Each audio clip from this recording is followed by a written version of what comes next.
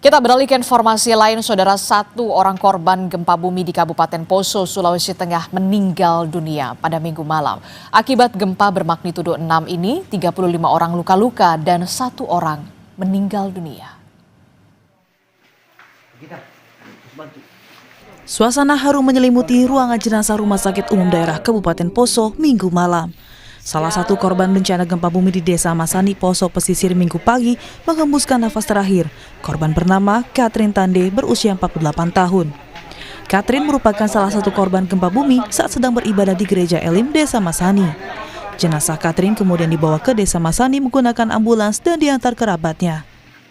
Badan Penanggulangan Bencana Daerah Kabupaten Poso menyebut 35 orang luka-luka dan 1 meninggal akibat gempa magnitudo 6 yang terjadi di Poso pada Minggu pagi. Kepala Badan Penanggulangan Bencana Daerah Kabupaten Poso menyebut pendataan korban dan bangunan rusak masih terus dilakukan. Korban luka sedang dan berat sudah dirawat di Rumah Sakit Umum Daerah Poso. Puskesmas Tokorondo dan juga luka ringan yang selebihnya kurang lebih 13 orang kalau saya tidak keliru itu dirujuk ke RSUD.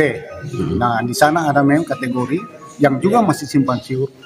Informasi pertama ada 6 yang butuh tindak lanjut, sekarang bertambah jadi 12.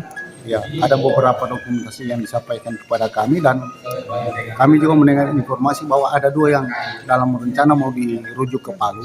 Kalau dengan luka ringan ini sekitar 30-an, ya. 30-an korban ya.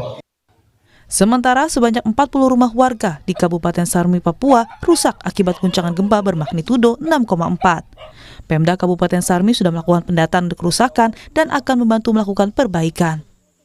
Dan tindakan yang telah diambil oleh pemerintah daerah, ada bantuan sembako yang diantar langsung oleh Ibu Wakil Bupati Sarmi ke tempat kejadian di posko di mana masyarakat itu ada.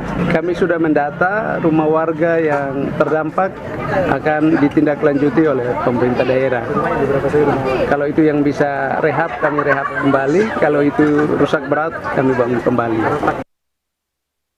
Gempa bermagnitudo 6 terjadi di Poso, Sulawesi Tengah pada Minggu pagi.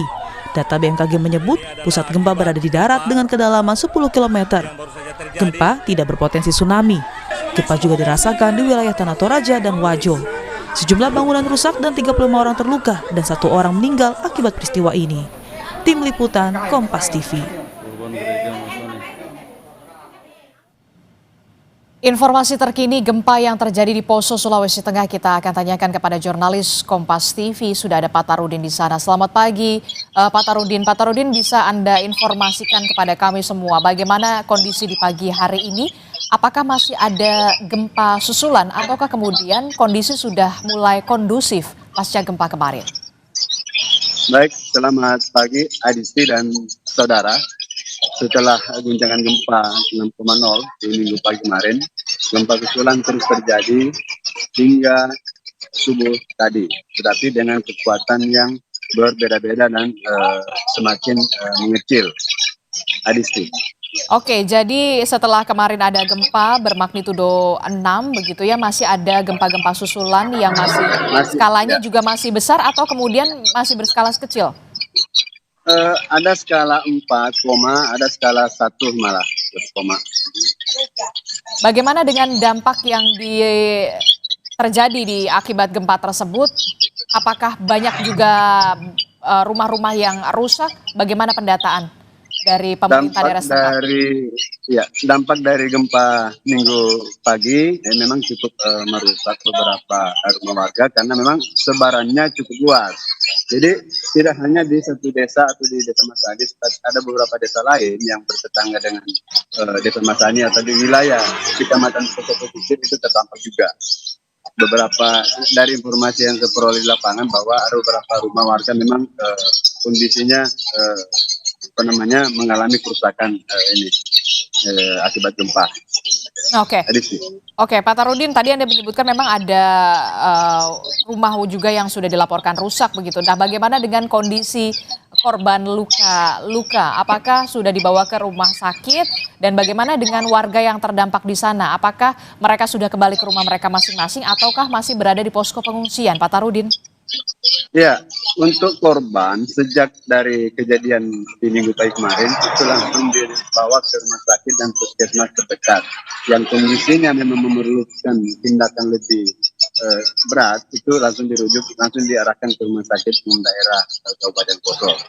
Untuk kondisi yang ringan atau lecet-lecet itu cukup diarahkan di puskesmas terdekat. Bahkan tim dari Dinas Kesehatan Kabupaten Poso itu melakukan pemeriksaan atau penanganan itu langsung di lokasi kejadian atau di Desa Masani sendiri.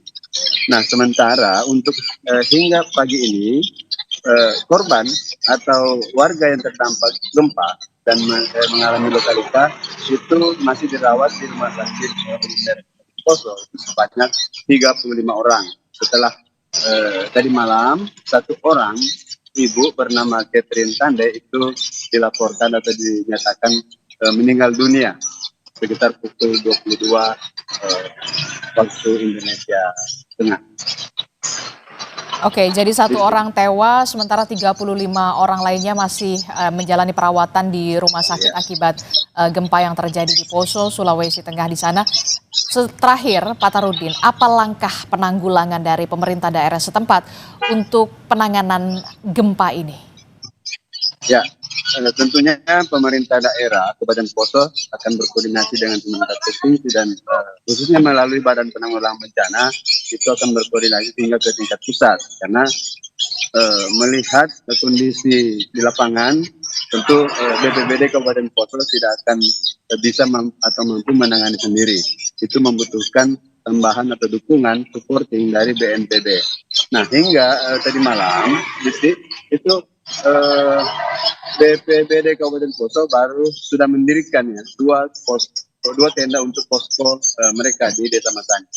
Sementara untuk kebutuhan tenda menurut informasi yang terperoleh itu membutuhkan sekitar 200 tenda. Nah, hingga tadi malam itu juga baru satu tenda di Desa Masani di halaman rumah warga yang didirikan. Oke, baik, terima kasih informasinya jurnalis Kompas TV Pak Tarudin melaporkan langsung dari Poso, Sulawesi Tengah. Selamat bertugas kembali.